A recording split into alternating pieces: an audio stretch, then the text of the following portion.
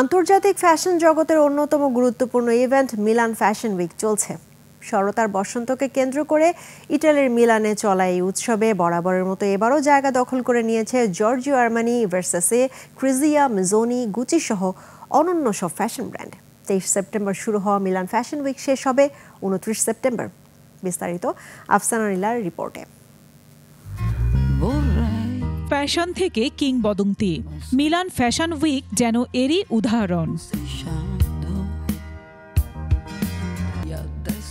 Giorgio Armani, versus, ক্রিজিয়া, মিসোনি এবং Gucci সহ বিশ্বখ্যাত ব্র্যান্ডের পোশাক পরে প্রতিদিনই মঞ্চে আসছেন মডেলরা।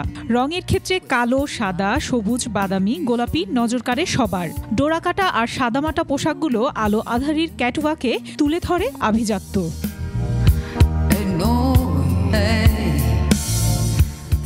মিলান ফ্যাশন উইকে হাজির হন বেশ কয়েকজন হলিউড তারকা। দেখা মেলে Mel Steve, Demi Moore, Gwyneth Paltrow এবং এডওয়ার্ড নর্টনদের মতো তারকাদের। বিটিএস সদস্য জিনকে অনুষ্ঠানস্থলের বাইরে জড়ো হয়ে ভক্তদের উদ্দেশ্যে হাত নাড়তে দেখা যায়।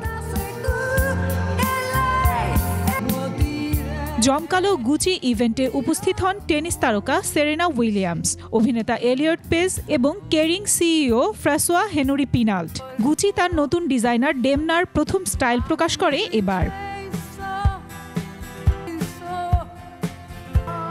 এবারের এই ফ্যাশন উইকে ভারতীয় তারকাদের উপস্থিতি নতুন মাত্রা যোগ করেছে। রাশমিকা ছাড়াও আলো কাড়েন আলিয়া ভাট। গুচির লা ফ্যামিলিয়া কালেকশনের কালো ফাক্স ফার কোটে হাজির হয়েছিলেন আলিয়া। মিলান ফ্যাশন উইক শুধু পোশাক প্রদর্শনীর মঞ্চই নয়, হয়ে উঠেছে এক ফ্যাশন স্টেটমেন্ট তৈরির অন্যতম আসরও। আফসানা নীলা, ডেস্ক রিপোর্ট, 21 টেলিভিশন।